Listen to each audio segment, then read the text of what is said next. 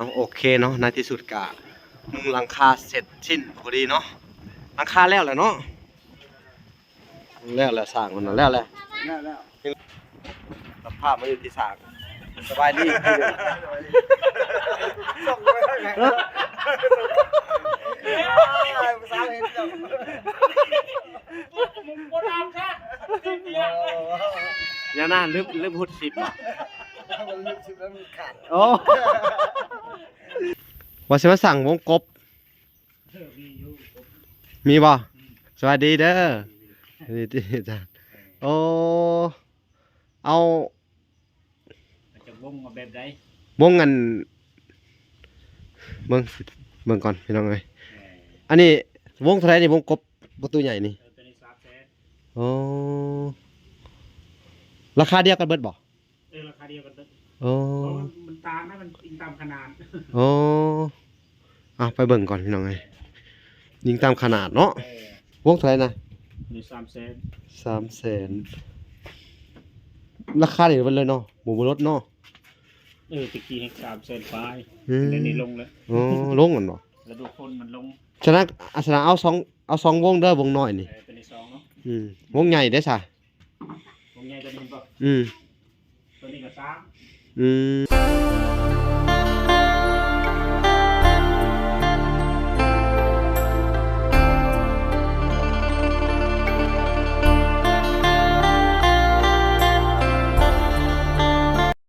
เอาโอเคพี่น้องเลยแบบเดียวสร้างเพิ่นเฮ็ดเร็วจังไว้ขนาดแป๊บเดียวสิแล้วแหละเนาะมาสร้างแป๊บเดียวสิแล้วแหละป๊อดพี่น้องฝนก็สิตกลงมาพอดีเลยน้ำใหญ่น้ำเม็ดเนาะฝนก็สิตกเนาะทดสอบราคาใหม่เราละน้ำแรงพอดีเลยเราละน้ำแรงโอเคพี่น้องเลยก็มาโอ้โหกำลังเกิดคลิปนั่นเองกันทั้งลมทั้งฝนพี่น้องว่าสร้างประเกตไว้เหลือเกินเพิ่มแป๊บเดียวสิแล้วแหละพี่น้องเลยแล้วจากคลิปน่ะนี่พี่น้องยอดไปซื้อตะปุกเครื่องอยู่หน่อยฮะอะไรโอ้เรื่องเขาก็เหยียบปกให้แบบสิมันบอกขักบ่มันสิหัวบ่เลยอ๋อเขาลืมเจ้าคือมาบอกเขาเหยียบให้เขาง้อให้เนาะง้อหัวปกให้โอ้บ่เป็นจังหรอกเนาะพี่น้องนี่จักแผ่นบาทนี่เบิ่ง2-3แผ่นก็แล้วแหละเนาะเบิ่งกันไปเรื่อยๆพี่น้องเบิ่งสร้างเพิ่นมื้อนี้เบิ่งเพิ่นมุงหลังคาก่อนพี่น้องแก้วทางเมียแก้วกับพูดพี่น้องเอ้ยหาพื้นเลื่อยพื้นสงสัยเห็ดกินตอนเที่ยงนั่นนี่เห็ดให้สร้างกินเป็นโหอย่างเนาะพี่น้องเอ้ย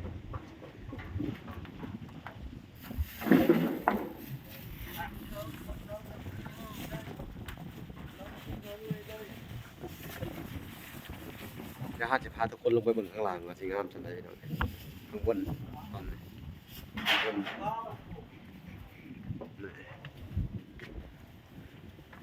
แก้วก็ขึ้นมาพอดีเลยแก้วสบายดีไอ้แก้วคักบ่ป่านนี้คือมาสำรวจมึงขับมาเลย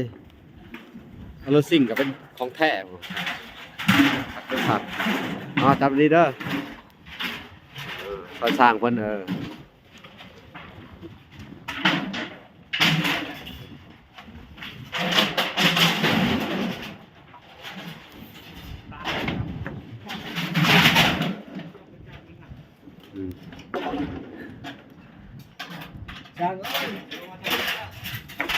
นี่เป็นหลังคาน้ำเพิ่นก็จะเอาไม้ดีไป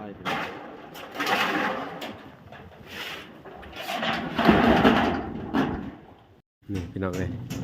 ทางล่างสร้างเหมือนกันสบายดีด้วยทาง โดยใช่ภาพมุมสูง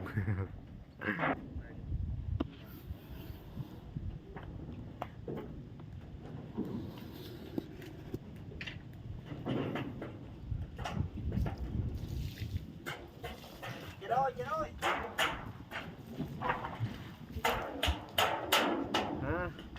ทั้งนี้จ้าด้วยเลยครับ พี่น้องเอ้ยตัดผ้ามาทางนี้กะไอ้แก้วกับเห็ดของกินเสร็จเรียบร้อยเนาะ โดน สิย่อสร้างนะพัดนี้โอ้ต้มหน่อไม้ป่นปลาพี่น้องเอ้ยตำหมักแตงโอ้แจ่วมันก็ซ้ำนี่แหละอาหารการกินเนาะหาใช้ได้เนาะสร้าง อันแปลว่าภาษาบ้านเฮากะ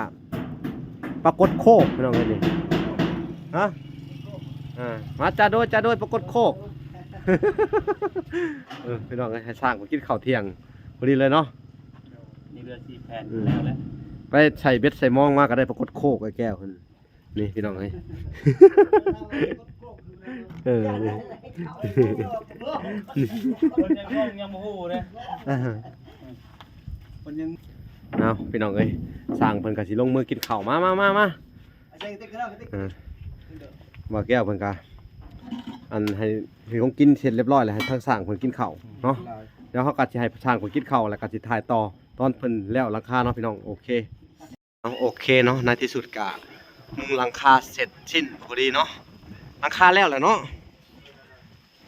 แล้วสร้างมันแล้วยังเหลือแต่เอาพาเชลาอัดตรงนี้เนาะโอ้แล้วบ่มื้อนี้โอ้กะเอาซื่อๆเนาะบ่เฮ็ด ไตนี่แล้วนะครับนั่นว่าติดเลยนะ ฮะ ไตอันนี้นี่ไปที่8นี่ไตแล้วนี่แล้วกันแอมเลย แอมเลยเนาะแอมเลยเอาบัตรนี่สิโง่มาถามสั่งต่อสภาพมาอยู่ที่สั่งสบายดีส่งไปไหนภาษาเห็นจัง คนทำค่ะอย่าน่าลืมหุดสิบอ่ะ มันลึกชิบแล้วมันขาด โอ้ โอ้ตายเลยตาย โอ้ตายเลยน้อง ภาษาเงี้ยคือว่าต้องขาดเลย สั่งว่าสู่เป็นสู่เนาะไม่ยังอ่ะ สู้จะต้องขาด สู่จะส่งขาดพี่น้องเอ้ยบ่ว่าขึ้นไปเฮ็ดอันนั้นเนาะ นั่น อย่างโยบประโยบมาส่งขาดแล้วว่ะ ขาดเลย โธ่เนาะม่วนขนาดอ่ะทีมงานสร้างเพิ่นน่ะเอ้าพี่น้องกาสิถามเพิ่นเรื่อง อันวงกบจากวงไล่ให้ แล้ว เบิ่ง แต่คนน่ะใส่นี่1 2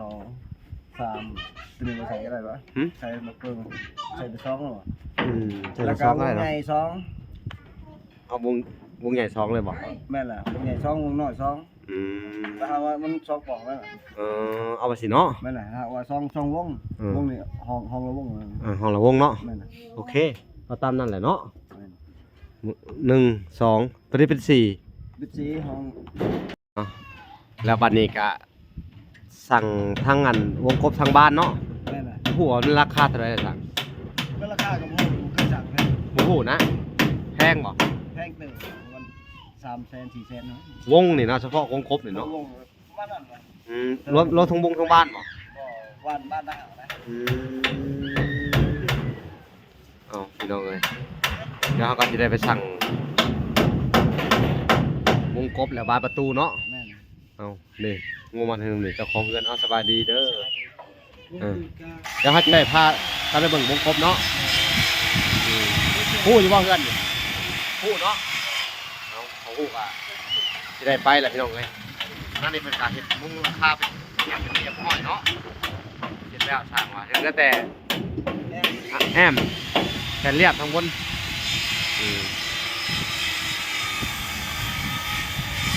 เ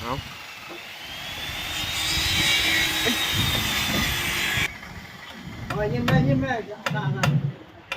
นี่พี่น้องเอ้ย ยิ้มแม่แม่ สร้างมันก็ต่อเพิ่ง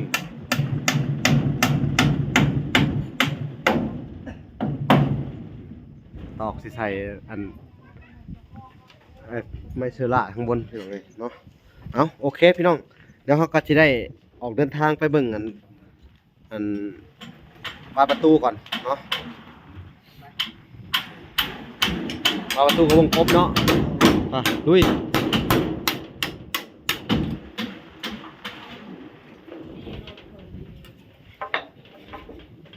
ไปก่อนพี่น้องโอเคพี่น้องเลยโอเคพี่น้องเลยจะได้ออกเดินทางก่อนไปจุ้งเอารถเอาพี่น้องเลยนี่พี่น้องเลยหลังจากมุ่งเสร็จเนาะสีหน้าสีตาเพื่อนก็จะเป็นแบบนี้พี่น้องเลยนี่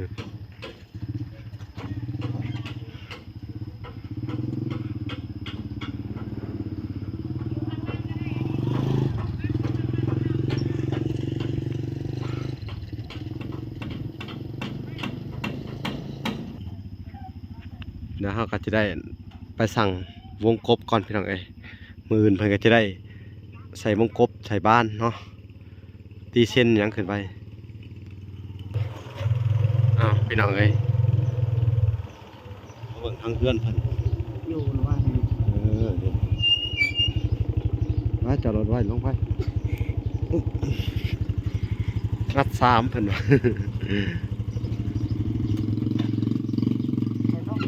ลงมาพี่น้อง ได้คนอยู่แหละ มีคนอยู่ปะ สบายดี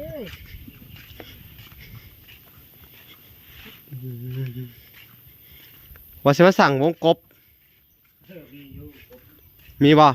สวัสดีเด้อสวัสดีจ้ะโอ้เอาจะวงมาแบบใด วงเงินเบิ่งก่อนพี่น้องเลยอันนี้วงเท่าไหรนี่วงกบประตูใหญ่นี่ ตัวนี้300,000 โอ้ราคาเดียวกันเบิดบ่ ราคาเดียวกัน โอ้ มันตามนะมันอิงตามขนาด โอ้ไปเบิ่งก่อนพี่น้องเลยยิงตามขนาดเนาะ 3 ปอง 2 ปอง เอาวง2ป่องนี่นะ2ป่องวงวง ต่างๆกันบ่ เป็นแบบนี้ วงประตูน้อยธรรมดานี่นะวง2ป่องเลย 300,000 ไม่ใช่ เพราะว่าท่านประกอบบอกอื่นแบ่งได้2 ปองไม่ได้2 ปอง วงเท่าไหร่นะ นี่300,000 300,000ราคานี่มันเลยเนาะหมูรถเนาะ ตะกี้ให้300,000 ปลายเดี๋ยวนี้ลงแล้ว ลงกันเนาะ แล้วดูคนมันลง ฉะนั้นเอาสองวงเด้อวงน้อยนี่ เป็นใน2เนาะ วงใหญ่ได้ซะ วงใหญ่ตัวนี้บ่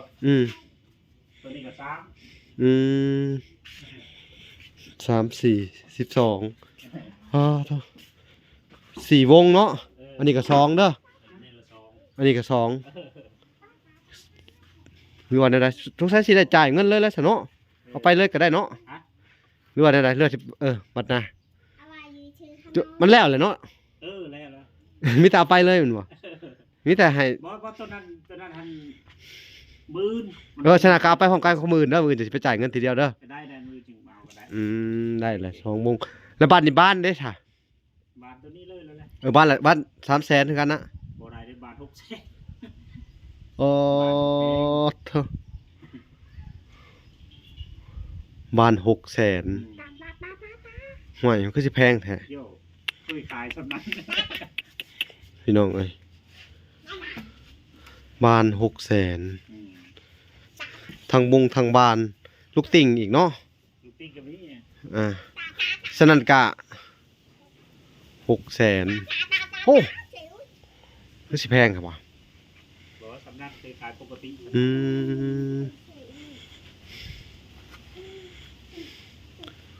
ล้านอันนี้ล้าน2เนาะอันนี้ก็ล้าน2เป็น2.4 ล้านเฉพาะน่ะ2.4 ล้านอันนั้นบ้านน้อยอีกเด้อซะ4บ้านเนาะ บ้านน้อย4 บาท บ้านเท่าไหร่บ้านน้อยฮะ บ้านน้อยแสน8 อ๋อต่ออัน นั่นแหละตอน 1.8ใส่ 4เนาะ ใส่4หมูมีรถจักอันเลยเนาะ ลุดอยู่ได้หามตะกี้ให้200,000ขาย 180,000ห่วยคือสิมันหลุดไวเด้ 630,000 2.4 ล้านเด้ 2 ล้าน4เนาะ 2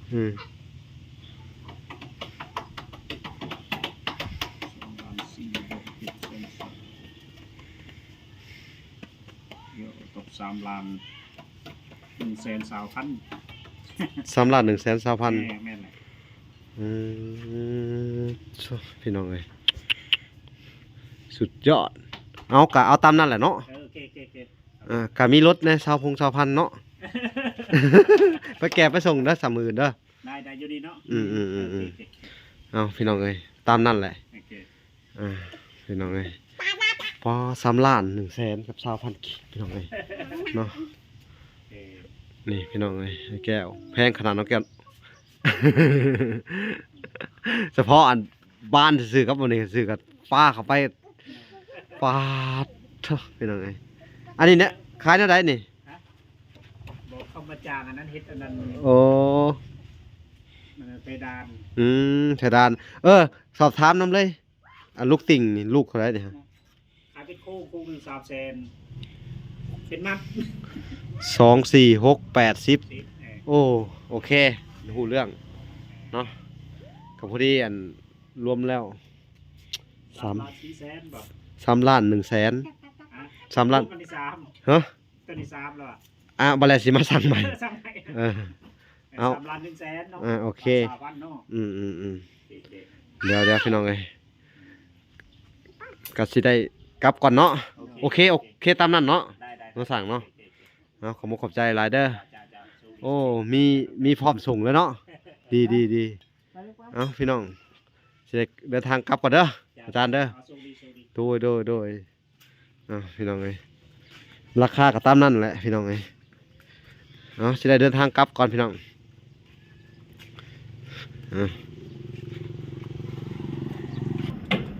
พี่น้องเอ้ยก็ถือว่าอันอัปเดตเพื่อนเพิ่นพร้อมพี่น้องเอ้ยมาจากสั่งวงกบบ้านเนาะก็มูลค่าก็แพงหลายพี่น้องเอ้ยเนาะทางยายวันก็เฮ็ดหยังแต่หัวค่ำงูมาทางไหน1เข้าแล้วบ่โอ้1ละยัดค่ำเนาะ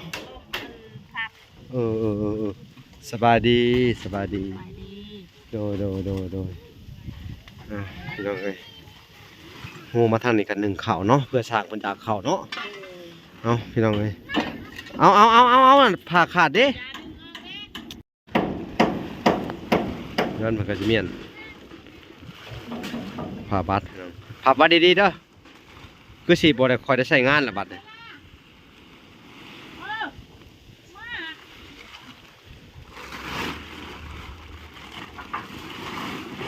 เขาเลิกใส่แล้วก็พับไว้งาม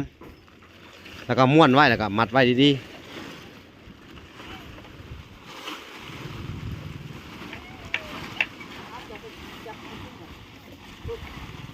ถ้าคนละส่วน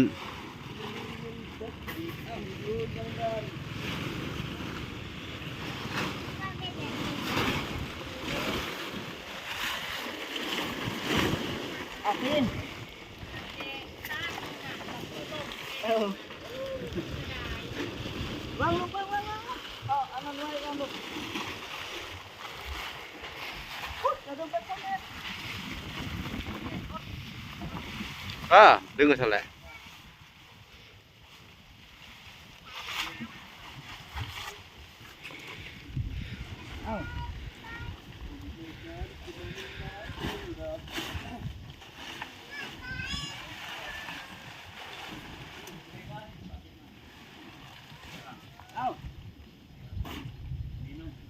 พับยาวๆเลยมา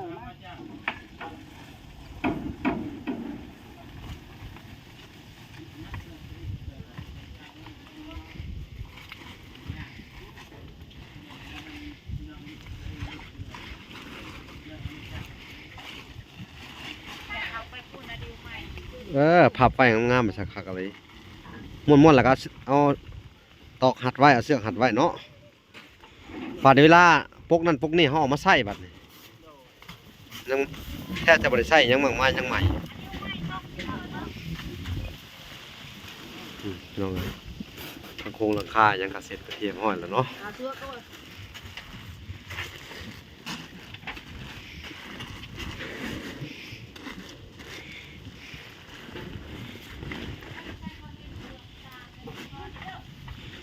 มา เด้ฮะฟังไอ้ตีนสี่ครึ่ง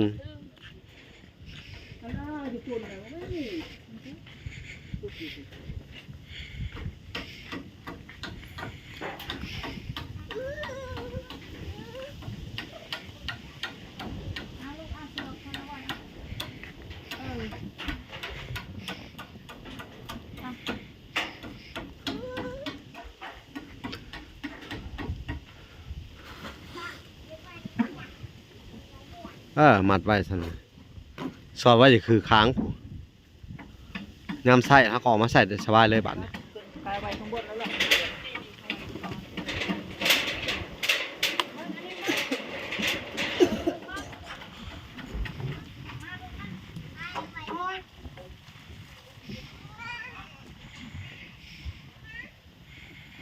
พี่น้องเอ้ย